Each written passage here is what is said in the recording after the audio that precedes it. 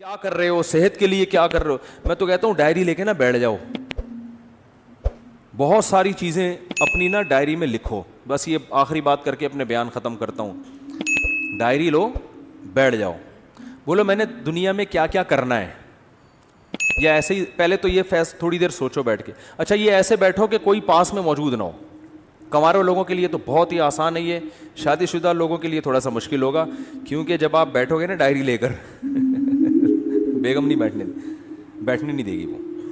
وہ کہے گی کیا ہو گیا, کیا کر رہے ہو, کیوں اکیلے, خیریت, بجھے سے لگ رہے ہو آج آپ, ٹھیک ہے نا. تو بیگم کو بھی ڈائری دے کے دوسرے کمرے میں بٹھا دو, بیگم تم بھی اپنا ایک ویژن بناؤ, میں نے دنیا میں کرنا کیا ہے. تو پہلے نا ڈائری لے کے تنہائی میں آپ بیٹھ جائیں, کوئی بھی نہ ہو, وہ بالکل فریش ہو اس وقت, کسی چیز کی چاہت نہ ہو کہ پان کھانے کا دل چاہ رہا ہے, گٹکا کھانے کا, وہ گٹکے مٹکے پان سگریٹ سب فارغ ہو کے بیٹھو. کرو گے نہیں کرو گے, میں بتا دوں وقت سننے کے لیے تیار ہیں. ڈائری لے کے آپ بیٹھ جائیں اور پھر آپ کہیں یار میں نے دنیا میں کرنا کیا ہے. ایسے ہی جیسے میری زندگی گزر رہی ہے ٹھیک ہے, بالکل اسی طرح زندگی گزارنی ہے یا کچھ کرنا ہے. تو آپ کو بہت سارے شعبے نظر آئیں گے جس میں آپ کو سرسری غور سے معلوم ہوگا کہ یار ان شعبوں میں مجھے آگے بولو بھائی بڑھنا ہے. کچھ تو کامن چیزیں وہ میں جو سب کے لیے وہ میں بتا دیتا ہوں. کچھ چیزیں تو آپ کی پرسنل ہوں گی, یار میں نے یہ بھی کرنا ہے, وہ میں نہیں, وہ تو آپ خود سوچو گے. کچھ چیزیں تو ایسی ہیں جو دنیا میں ہر پاگل سے پاگل آدمی کہتا ہے کہ یہ تو سب نے کرنا ہی ہے. ان میں سب سے پہلی چیز ہے صحت. ویسے تو سب سے پہلی چیز ہے اسلام, اللہ کے لیے کیا کیا, لیکن میں صحت کو اس لیے پہلے نمبر پہ کہ اسلام پر عمل بھی صحت کے بغیر ممکن, کیونکہ جب بیمار ہو گئے نا تو وہ کچھ بھی نہیں کر سکو گے پھر. تو بیمار ہونے سے پہلے صحت کی حالت میں اتنا کچھ کر لو کہ بیمار ہونے کے بعد حسرت اور افسوس نہ رہے. اس لیے میں صحت کو پہلے رکھ رہا ہوں, ورنہ پہلے تو دین ہے نا. تو سب سے پہلے آپ لکھو کہ بھائی صحت کے حوالے سے میری مستقبل میں کیا پالیسی ہے. جس طرح سے پھوڑ رہا ہوں یہی پھوڑتا رہوں, جو مرضی دعوت پہ بلا لے چلا جاؤں, جتنے مرضی کوفتے کھلا دے کھا جاؤں. صبح پراٹھے پھوڑ رہا ہوں, صبح 11 بجے سو کے اٹھ رہا ہوں میں, ٹھیک ہے نا, اور پھر آفس لیٹ پہنچ رہا ہوں, اور پھر وہاں بھی وہ کیک رس چائے میں ڈبو کے کھا رہا ہوں, پھر شام کو سموسے بھی کھا رہا ہوں, پھر دوپہر بھی کھانا کھا لیا, پھر اس کے بعد سگریٹ بھی پی لی, پھر چائے بھی پھوڑ دی. اگر یہی بالکل مناسب ہے تو ٹھیک ہے, اور اگر یہ مناسب نہیں ہے تو مجھے اپنی صحت کے لیے اب کیا بولو نا کیا کرنا ہے. صرف دعاؤں پہ کام چلانا ہے, یا وظیفوں پہ کام چلانا ہے, یا اس صحت کے لیے کچھ کرنا بھی ہے. ہمارے نبی صلی اللہ علیہ وسلم کی صحت تو بہت اچھی تھی. آپ نے تو حضرت رکانہ کو, جو مشہور پہلوان تھے, ان کو کیا کر دیا, پچھاڑ دیا. آپ تو گھڑ سوار تھے, میدان جنگ میں سب سے آگے آپ صلی اللہ علیہ وسلم ہوا کرتے تھے. تو یار میں کیا, اگر آج اسلام کو ضرورت ہوئی یا کسی مظلوم یا کسی ظالم کے خلاف لڑنا ہوا, تو میں پتلی گلی سے بھاگوں گا یا وہاں کھڑا رہوں گا. ہمارے ایک دوست تھے, ان کے بڑے قریبی دوست تھے, کہتے ہیں میں ایک دفعہ پٹ رہا تھا تو میں نے پیچھے مڑ کے دیکھا تو میرے جو جگری دوست تھے نا وہ ایسے غائب ہوئے جیسے پیدا ہوئے ہی نہیں اس کائنات اور صحیح کیا, بھاگ گئے, ورنہ وہ بھی پٹتے ان کے ساتھ, وہ بھی پٹتے نا, کیونکہ ظاہر ہے صحتیں ہے ہی نہیں, صحتیں ہی نہیں ہیں کوٹنے پیٹنے والی. تو مرد کو تو ایسا ہونا چاہیے پیٹے نہیں بلا وجہ. کبھی ضرورت پڑتی ہے کہ آپ کو پٹنا بھی پڑتا ہے, اور پٹنے سے بچنے کے لیے سامنے والے کو پیٹنا پڑتا ہے. موسیٰ علیہ السلام نے ایک تھپڑ لگایا تھا قبطی کو, اس کا انا للہ ہو گیا تھا. کیا صحت تھی کہ نہیں تھی؟ تو وہ انہوں نے قتل کی نیت سے مارا نہیں تھا, ان کی نیت تو تھی لڑائی چھڑوانے کی. لڑائی چھڑوانے کے لیے چانٹا لگا اور وہ مر گیا. تو مارنے کی نیت سے اگر مکہ مارتے تو کیا حال ہوتا اس کا, آپ خود سوچو. تو دیندار آدمی ہوں, نبی صلی اللہ علیہ وسلم نے فرمایا, آپ اپنے بارے میں سوچیں گے کہ دیندار ہوں تو نبی نے, یا دیندار بننا چاہتا ہوں تو نبی نے فرمایا طاقتور مومن کمزور مومن سے اللہ کو زیادہ محبوب ہے. تو یار میں صحت سے تو سارے کام ہوتے ہیں, صحت ہوگی تو نماز بھی ہوگی, روزہ بھی رکھا جائے گا, ماں باپ کی خدمت بھی ہوگی, بیوی بچوں کی خدمت بھی ہوگی. بیوی کی الٹی سیدھی کڑوی کسیلی باتیں برداشت کرنا, بلڈ پریشر کا مریض برداشت کر سکتا ہے, وہ برداشت کرنا آسان ہوگا, ٹھیک ہے نا, اگر بیوی ایسی ہے, ایسی ہوتی نہیں ہے لیکن اگر بالفرض ایسی کسی کی نکلی وائف. تو ابا کی, ماں باپ بڑھاپے میں جو چڑچڑی طبیعت ہو جاتی ہے, تو اس کو جوان آدمی کے لیے, صحت مند آدمی کے لیے برداشت کرنا کیا ہوتا ہے, آسان. تو یار میں نے اپنی صحت کے لیے کیا کیا, ایسے ہی چلتا رہوں گا یا کچھ کرنا ہے, تو ڈائری میں لکھو. تو صحت کی بھی موٹی موٹی بنیادی چیزیں بتا دیتا ہوں کہ بھائی 40 سال سے میری عمر زیادہ ہو گئی ہے, تو اب سب سے پہلے تو کولیسٹرول چیک کرنا ہے, لیول بڑھا ہوا تو نہیں ہے, بلڈ پریشر چیک کرنا ہے نارمل ہے کہ نہیں ہے, یہ 2 چیزیں تو ہے نا. شوگر کا ٹیسٹ کروانا ہے کہ شوگر کی طرف تو نہیں جا رہا معاملہ, کیونکہ یہی اسی وقت پھر آدمی آہستہ آہستہ جانا شروع ہوتا ہے. تو بھائی اگر ہے تو ابھی احتیاط کرو. یہ ساری 2-3 موٹے موٹے ٹیسٹ ہوتے ہیں, وہ ڈاکٹر بتا دے گا. نہیں بھی کرو ٹیسٹ تو چلو چھوڑو, ٹیسٹ نہ کراؤ. آپ یہ کہو کہ یار اس عمر کے بعد یہ ساری بیماریاں ہوتی ہیں کہ نہیں ہوتی ہیں, تو ان سب بیماریوں کا بیسک علاج کیا ہے, جتنا کھا رہے ہو اتنا یوٹیلائز کرو. جو کھا رہے ہو نا وہ نکال دو کسی طریقے سے. تو اس کا حل کیا ہے, جاگنگ, جم, یوٹیلائز کرنا ہے نا, اپنی انرجی کو خرچ کرنا ہے. تو یار میں کیا کر رہا ہوں, تو ڈائری میں لکھو کہ تیرے باپ کو بھی نا اب صحت کے حوالے سے کوئی الہ عمل, اصل میں تمیز سے اپنے آپ سے بات کرو گے آپ مانو گے نہیں, حقیقت ہے. اپنے آپ سے بھی اگر آپ تمیز سے بات کرو گے, ہمیں عادت ابے تبے کی پڑ چکی ہے. اپنی اولاد کو آپ محبت سے سمجھاؤ مان جاتی ہے بھائی. ایک وقت آتا ہے اس کو بھی ابے تبے سے, ابے تیرے کو انڈے لینے کے لیے بھیجا تو کیا اندھا ہے کیا بہرا ہے, سنتا جب اس طرح سے پھر ایک وقت آتا ہے بولنا پڑتا ہے نا. امپلائز کو لوگ اسی طرح بول رہے ہوتے ہیں نا. تو آپ نے اپنے آپ سے ابے تبے سے بات کرنی ہے کہ بھائی تو ایسے ہی چلتا رہے گا یا انسان کا بچہ بننے کا تیرا پروگرام ہے کہ نہیں. تو بننے کا پروگرام ہے تو آج سے تھوڑا خوراک کا شیڈول کیا کرنا ہے, ایکسرسائز کرنی ہے, صبح اٹھ کے جاگنگ کرنی ہے, کبھی کبھار جم بھی جانا ہے, اور رات کو جلدی سونا ہے. رات کو دیر سے سونے والوں کو شوگر بہت جلدی حملہ کرتی ہے, ڈپریشن میں جاتے ہیں. رات کو جلدی سونے کا کیا, یہ جو ہے نا عشاء کی نماز کے بعد موبائل اب بند, یہ لاک کر کے لاکر میں رکھ دینا ہے اس کو. عشاء کے بعد موبائل ہاتھ میں نہیں آئے گا. وہ ہر ایک کی اپنی الگ ترتیب ہو سکتی ہے, میں تو مثالیں دے رہا ہوں. آپ عشاء نہیں تو 9 بجے کر لو, 10 بجے کر لو, 11 بجے کر لو, کوئی ٹائم تو یہ تو نہیں کہ ساری رات بیٹھا ہوا ہے موبائل پہ, تو پھر تو قبر میں لے جائے گا یہ موبائل تھوڑے دنوں میں. آنکھیں الگ خراب ہوں گی, دماغ الگ خراب ہوگا, اس کی ریس سے جو کچھ ہو رہا ہے سب کو پتہ ہے کیا ہو رہا ہے. تو سوچنا ہے میرے بھائی, سوچنا ہے. پھر آپ نے یہ سوچنا ہے کہ یار عبادت کے حوالے سے کیا کرنا ہے. نماز, اپنے آپ کو نمازی بنانا ہی ہے, بنانا بھی ہے کہ صرف بیانات ہی سنتے رہنا ہے ساری زندگی, اب کچھ عمل بھی کرنا ہے کہ نہیں کرنا. تو اسلام میں سب سے پہلے کیا ہے, بولو نا بھائی, نماز ہے. یار تکبیر اولا کا پابند بنانا ہے, تو یار پابندی ہو نہیں رہی, سستی ہوتی ہے, تو بھائی پینلٹی لگاؤ اپنے اوپر.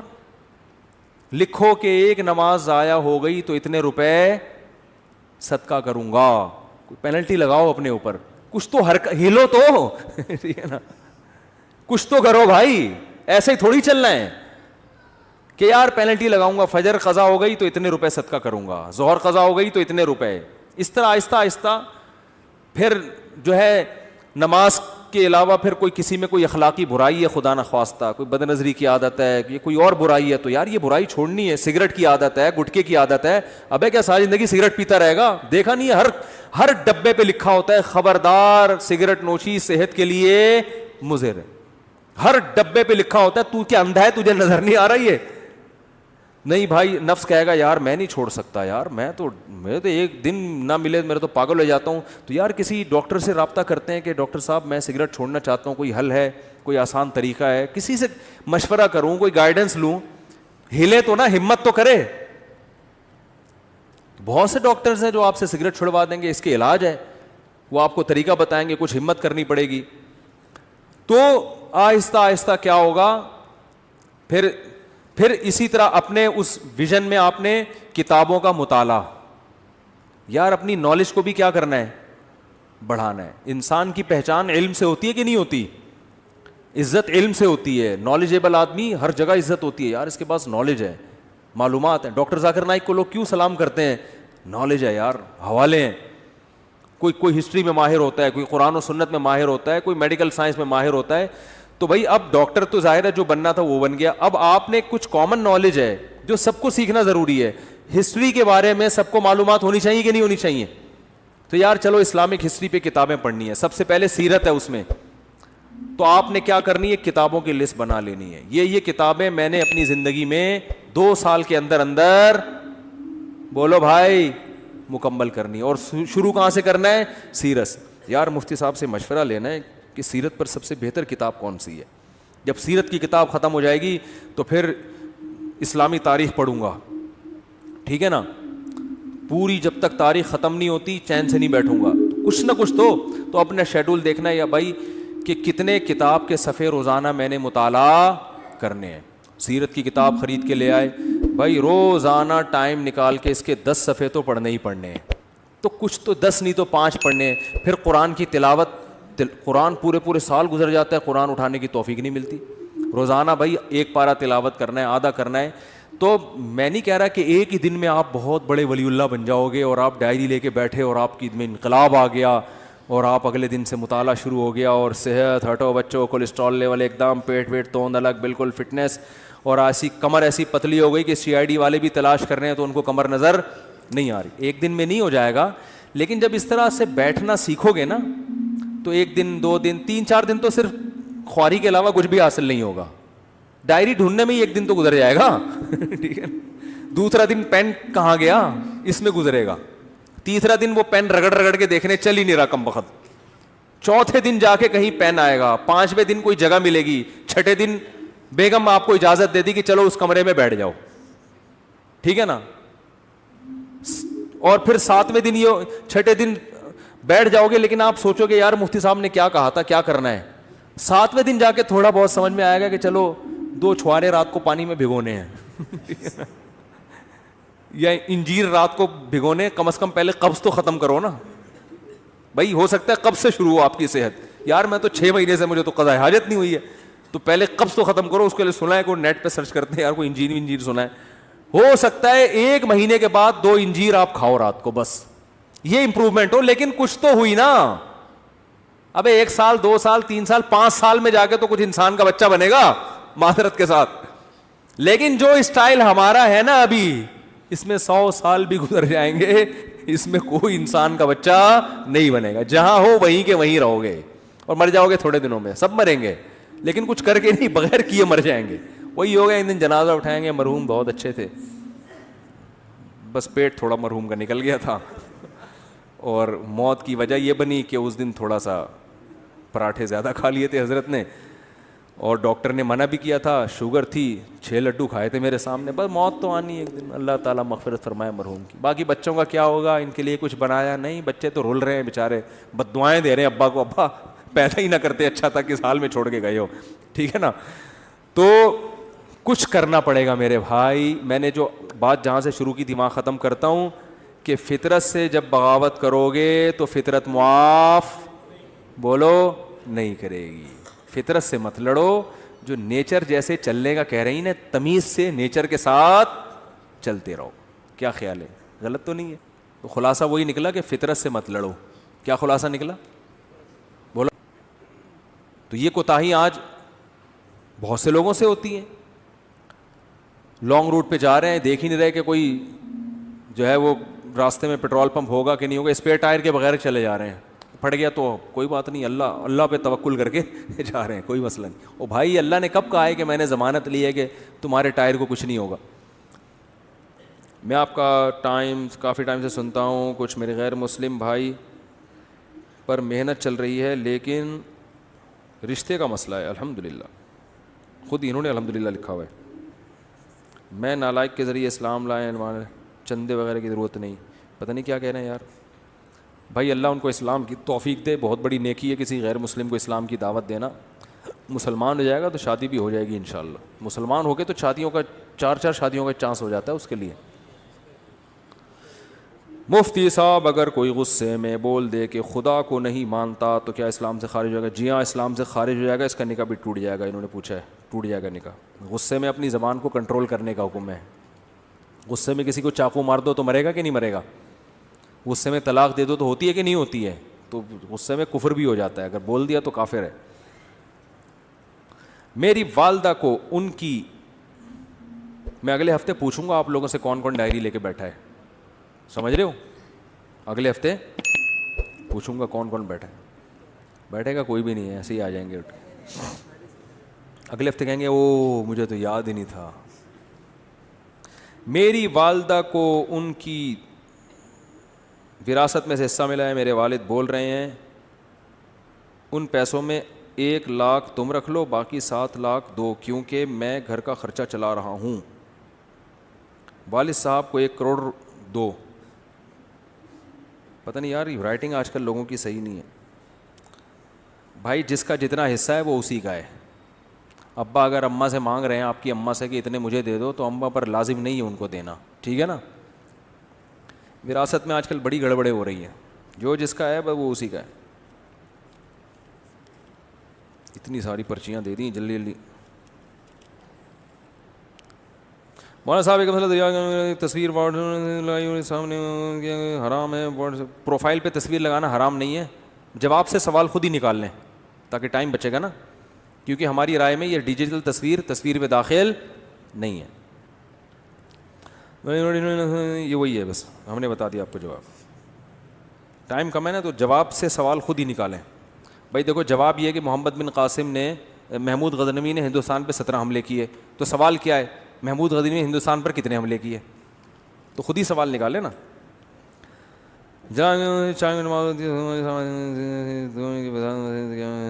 نئی مسجد میں دوسری جماعت ہماری رائے میں ٹھیک نہیں ہے. کمپنی میں نماز پڑھنا جائز ہے, ہاں کمپنی میں پڑھ سکتے ہیں. مفتی صاحب ہماری کمپنی میں ایک, ابے بھائی یہ فرقہ وارانہ سوال نہ پوچھا کرو یار. آج کل ایک مسئلہ بہت کوشش کر رہے ہیں کہ داڑھی رکھنے والے کو لوگ مولوی سمجھتے ہیں, اور لوگ اس کے خلاف ایک بیان ریکارڈ, آپ اس کے خلاف ایک بیان ریکارڈ کروائیں کہ ہر داڑھی والا مولوی نہیں ہوتا, اور ان میں مثالوں کے ساتھ فرق واضح فرمائیں. یہ کوئی معاشرتی علوم کا پرچہ لگ رہا ہے مجھے. کہہ رہے ہیں ان میں مثالوں کے ساتھ فرق واضح فرمائیں. ہوتا ہے نا 3 سوال ہیں اور ہر ایک کی ایک مثال لکھنی ہے. ایک مثال کے 5 نمبر ہیں اور سوال کے جواب کے 20 نمبر ہیں. یہ کہہ رہے ہیں کہ بھائی آج کل جب داڑھی رکھ لو تو لوگ کیا تانا دیتے ہیں کہ یہ مولوی بن گیا ہے. ان کو بتائیں, یہ مجھے کہہ رہے ہیں کہ ان کو بتائیں کہ ہر داڑھی والا مولوی نہیں ہوتا.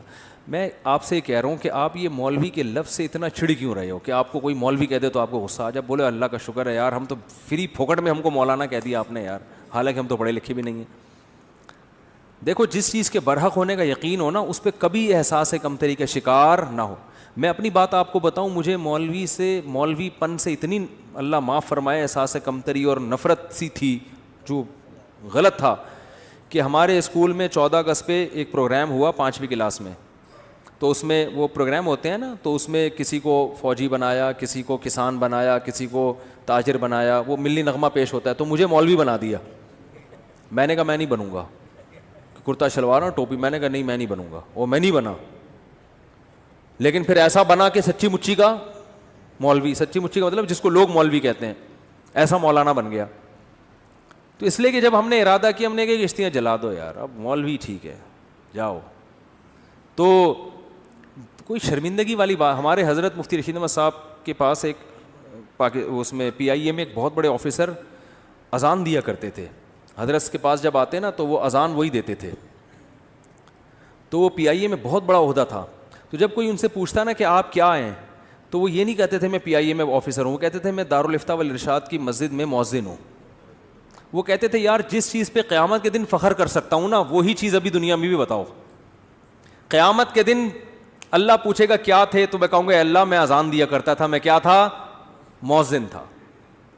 تو اب دنیا میں بھی اسی پہ قیامت میں کہو گے کہ اللہ میں مؤذن تھا, اللہ کہے گا دنیا میں تو جب کوئی تجھ سے پوچھتا تھا تو اگر لوگ پوچھتے تھے بھی تو مؤذن ہے, ابے میں مؤذن نہیں ہوں, ہاں کبھی کبھار ویسے ہی اذان دے دیتا ہوں, مؤذن نہیں ہوں بھائی, میں کوئی مؤذن تھوڑی ہوں.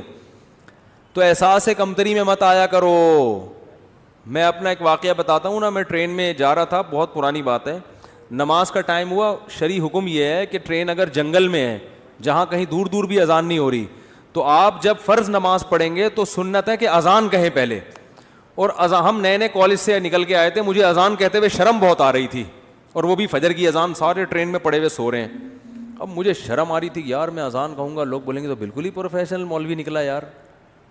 ہمارے تو خیالات کچھ اور تھے, نماز تو ہم پڑھتے تھے بچپن سے ہی, لیکن مولانا بننے کا کوئی پروگرام نہیں تھا. اب مجھے شرم آ رہی تھی یار, اذان دو تو یہ بولیں گے یار یہ ملا, یہ تو پورا ملا ہے. بس ہم ٹوپی پہنتے تھے, نماز کے وقت ٹوپی پہنی اور فوراً نماز کے فوراً بعد ٹوپی اتاری اور بال پف آگے سے آدھا گھنٹہ اس کو سیٹ کرنے میں لگتا تھا. ٹوپی بھی اس طرح سے پہنتے تھے کہ بالوں کی سیٹنگ خراب نہ ہو. تو ایسے آدمی کو اذان دیتے ہوئے کتنی شرم آئے گی. تو میں بڑا کنفیوز کہ یار اذان دیں تو لوگ بولیں گے یہ تو پورا ہی ملا ہے. پھر میں نے کہا یار دیکھو اللہ کا حکم ہے کہ نماز پڑھو, یہ کمبختوں کو سوتے ہوئے شرم نہیں آ رہی ہے. سارے کلمہ گو مسلمان ہیں, یا تو کوئی عیسائی یہودی ہندو ہوتے, سب کلمہ پڑھنے والے مسلمان ہیں, سب کو پتہ ہے اسلام میں کتنی نمازیں فرض ہیں, 5 نمازیں, سفر میں بھی نماز معاف نہیں ہے. شرم تو ان کمبختوں کو آنی چاہیے جو پڑے ہوئے سو رہے ہیں, ہمیں تو فخر ہونا چاہیے. تو شرم تو پھر بھی آ رہی تھی, لیکن میں نے کہا ایسی کی تیسی جاؤ. تو میں کھڑے ہو کر میں نے تسلی سے اذان کہی. وہ اذان مجھے لگتا ہے کہ وہ والی اذان, اس کے بعد بہت دفعہ اذانیں تھیں, لیکن وہ اذان شاید اللہ کے ترازو میں شاید وہ بہت وزنی ہو, کیونکہ وہ کہتے ہوئے مجھے کیا محسوس ہو رہی تھی, شرم. تو میں نے کہا نہیں اب نہیں شرمائیں گے, شرم کن کمبختوں کو آنی چاہیے. میں نے کہا اب کوئی رضائی سے جھانکے گا بھی نہیں, یوں کر کے میں بولوں گا وہ شرم نہیں آتی تجھے. تو کانفیڈنس پیدا کرو, جو چیز برحق ہے نا, ٹھیک ہے آپ مولوی نہیں ہو, لیکن اگر کوئی کہہ دے مولوی تو بولے ہاں ہے. ہمارے ایک دوست تھے, دیکھو ہم نے ساری وہ بچپن میں جو ہے نا دوستیاں یاریاں بنٹے کنچے سب کھیل کود ہم نے کیے ہیں. تو ہمارے ایک دوست تھے, ہم جب دوستوں کی گیدرنگ ہوتی تھی نا, تو آپ کو پتہ ہے دوستوں میں چھیڑ چھاڑی بہت ہوتی ہے. آج کراچی کے لڑکوں میں خاص, لاہور میں تو خود بہت ہی زیادہ ہی ہے جگت بازیاں, کراچی میں بھی ہیں لیکن لاہور کا مقابلہ نہیں کر سکتے ہم لوگ. تو وہ کیا ہوتا تھا, ایک دوسرے کو تنگ کرنا, نا ابے تو یہ ابے تو یہ, اس طرح کی چیزیں ہوتی تھیں.